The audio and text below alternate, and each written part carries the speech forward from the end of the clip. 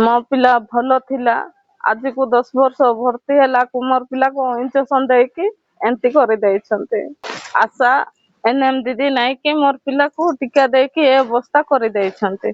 Hello my YouTube channel mister Sudarshan Pradhan news channel तरफ समस्त को स्वागत एवं मोर नमस्कार। तो देखंतु आज आम फाइनल पहुंची जाइछु जो स्थान रे कि निरीह गरीब खली सिले की मूलिया जाकि चुली जलुवा परिवार आज ए प्रकार अवस्था रही से परिवार आपण माने न देखिले जमा विश्वास करेंगे ना।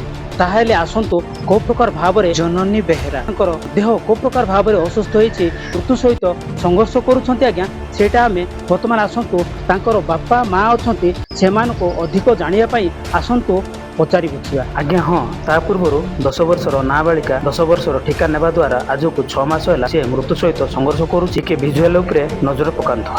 अणदेखा करिसेंती आशा एनएम 10 वर्षर नाबालिका को ठिका दे असह्य अवस्था 6ष्ठ श्रेणी पाठ पढ़िया कथा वर्तमान 6ष्ठ श्रेणी पाठ पढ़िबो कोन आज्ञा 10 वर्षर ठिका नहीं वर्तमान मृत्यु सह संघर्ष कर दृष्टि रखी तांको परिवार लोके अभियोग करिसेंती।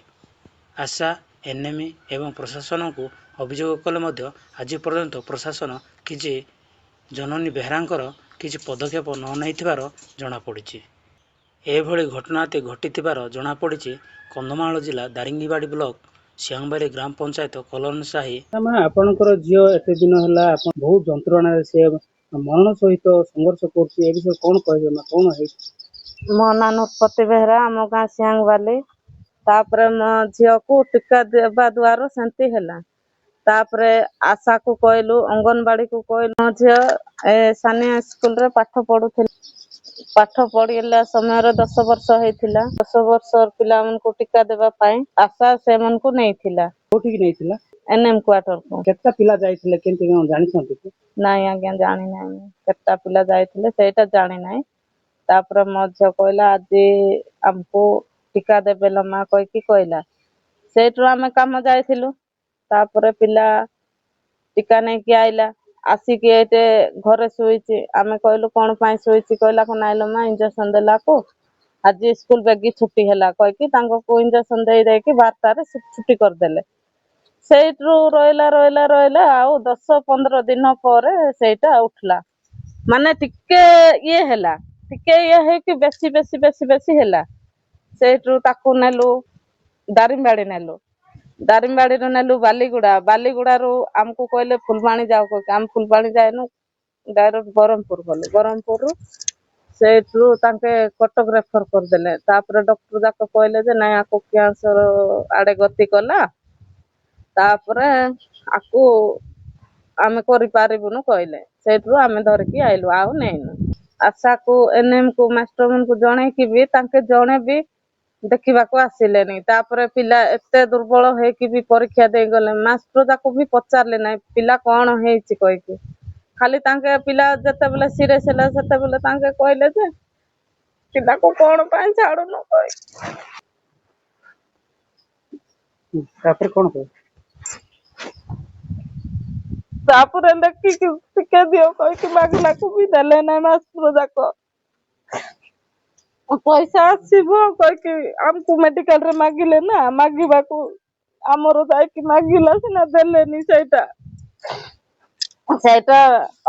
अच्छा कोन मागुथिलो लेखि टिके दियो बोले कोन मागुथिलो माने मेडिकल रे मागिले तापर नाही एटा जो ये रे सुनची रे जदी हेछि कहले कानु हम ताकू कोन होले गुटे व्यवसाय करे कि तापर पैसा ना कोन मिलबो कह कि तांके कहले कहबारो भी आंको को मागी जबा को भी तांके हमको देले नाही माने पिला केते क्लास पाठ पढुचे सेटा ये करे कि मागलु सिना देले नाही। मो पिला भलो थिला आज को 10 वर्ष भर्ती हैला मोर पिला को इंजेक्शन देकी एंटी कर देइछन्ते।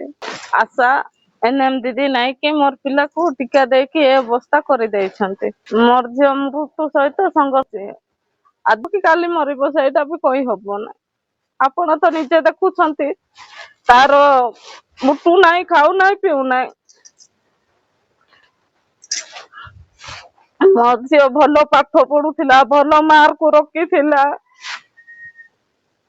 सरकार को मो झील सुस्थ हवा निमंते वर्तमान सरकार को जोड़ी निवेदन करू मो झील सरकार सहायता किसी साहाय्य कले मो झील मृत्यु मुखर जीव बोली आशा करू। ମୁଁ ଆପଣମାନଙ୍କୁ ଯୋଉ କହୁଥିଲି ସେ ପରିବାର କଥା ମୁଁ ଆପଣଙ୍କୁ କେମିତି ରହିଛନ୍ତି ତାଙ୍କର ଘର କେମିତି ରହିଛି ମୁଁ ଆପଣମାନଙ୍କୁ ଦେଖେଇବି।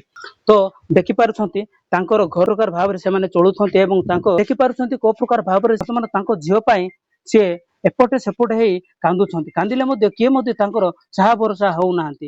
ଏହାକୁ ଅଭିଯୋଗ ରଖିଛନ୍ତି ଏହି ପରିବାର। ଦେଖିପାରୁଛନ୍ତି ଆଜ୍ଞା ମୁଁ ଯୋଉ ଆପଣମାନଙ୍କୁ କିଛି ସମୟ ଭିତରେ କହୁଥିଲି ଏ ବିଷୟ ଅଧିକ ଜାଣିବା ପାଇଁ ଆମେ ଆଶା ଏବଂ ଏନଏମି ଆମ କଥା ମଧ୍ୟ ମାନି ନଥିଲେ, ଯାହାରି ଫଳରେ ଆମେ ଫୋନ ମାଧ୍ୟମରେ ଯୋଗାଯୋଗ କଲେ ମଧ୍ୟ ଆମ ଫୋନ ଟିକୁ ବିଜି ଟୋନରେ ରଖିଦେଇଥିଲେ। ଆଶା ପରିବାରକୁ ଯାଇଥିଲୁ ଏବଂ ଆଶା ଆମକୁ ସିଧା ସିଧା ମନା କରିଦେଇଥିଲେ ଆମେ ସେଇ ବିଷୟରେ କିଛି ଜାଣିନୁ, ଆମେ କେବଳ ଅଥରିଟି ମାନେ ଯାହା କହିଲେ ସେ ଅନୁସାରେ ଆମେ କାର୍ଯ୍ୟ କରିଛୁ ଏବଂ ଆମେ ମାସକୁ ରିପୋର୍ଟ ଦେଇଛୁ ବୋଲି ଆଶା କହିଛନ୍ତି ଏବଂ ଅଣଦେଖା କରିଛନ୍ତି ସିଆଙ୍ଗବାଲର ଆଶା।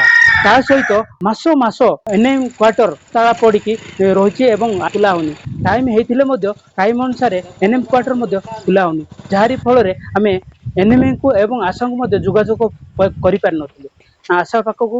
ଏବଂ ଆଶାଙ୍କୁ ପଚାରିଲା ବେଳେ ସେ ସିଧା ରୁକ୍ ମନା କରିଛନ୍ତି, ସିଡିପିଓ ମ୍ୟାଡାମ ଆମକୁ ମନା କରିଛନ୍ତି ଯେକୌଣସି କାହାକୁ କିଛି ଏ ଖବର କହିବେ ନାହିଁ ବୋଲି ସିଧା ସଳଖ ଆଶା ଆମକୁ କହିଛନ୍ତି। କିନ୍ତୁ ସେ ବିଷୟରେ କିଛି ନଥିବାରୁ ଆମେ ନିରାଶ ହୋଇ ଫେରିଥିଲୁ, ଯୋଉଟା କି ରୋଗୀ ପରିବାରକୁ। 10 ବର୍ଷର ନାବାଳିକା ପଞ୍ଚମ ଶ୍ରେଣୀ ପାଠ ପଢୁଥିଲା, ବର୍ତ୍ତମାନ ସେ ଷଷ୍ଠ ଶ୍ରେଣୀ ପଢିବା କଥା, କିନ୍ତୁ ଷଷ୍ଠ ଶ୍ରେଣୀ ପାଠ ପଢିବ କଣ ଆଜ୍ଞା, ସେ ବର୍ତ୍ତମାନ ମୃତ୍ୟୁ ସହିତ ଆଜକୁ 6 ମାସ ହେଲା ସଂଘର୍ଷ କରୁଛନ୍ତି। କୋଉ ପ୍ରକାର ଭାବରେ ସେ ବେଡରେ ପଡିଛନ୍ତି ଏବଂ କୋଉ ପ୍ରକାର ଭାବରେ ସେ ମୃତ୍ୟୁ ସହିତ ସଂଘର୍ଷ କରୁଛନ୍ତି ସେଟା ମୁଁ ଭିଜୁଆଲ ମାଧ୍ୟମରେ ଆପଣମାନଙ୍କୁ ଦେଖେଇଲି। କିନ୍ତୁ ଆଜି ପର୍ଯ୍ୟନ୍ତ ସରକାର କିମ୍ବା ଟିଚର ହଉ, ଆଶା ହଉ କି ଏନଏମି ହଉ, ଆଜି ପର୍ଯ୍ୟନ୍ତ ତାଙ୍କ ଘର ନିକଟକୁ କେହି ମଧ୍ୟ ଆସିନାହାନ୍ତି କି କେହି ମଧ୍ୟ ସେ ଝିଅ ବିଷୟରେ କେହି ମଧ୍ୟ ଆଜି ପର୍ଯ୍ୟନ୍ତ ପଚାରି ନାହାନ୍ତି। ଏହାକୁ ଅଭିଯୋଗ ରଖିଛନ୍ତି ଜନନୀ ବେହେରାଙ୍କ ବାପା ମା।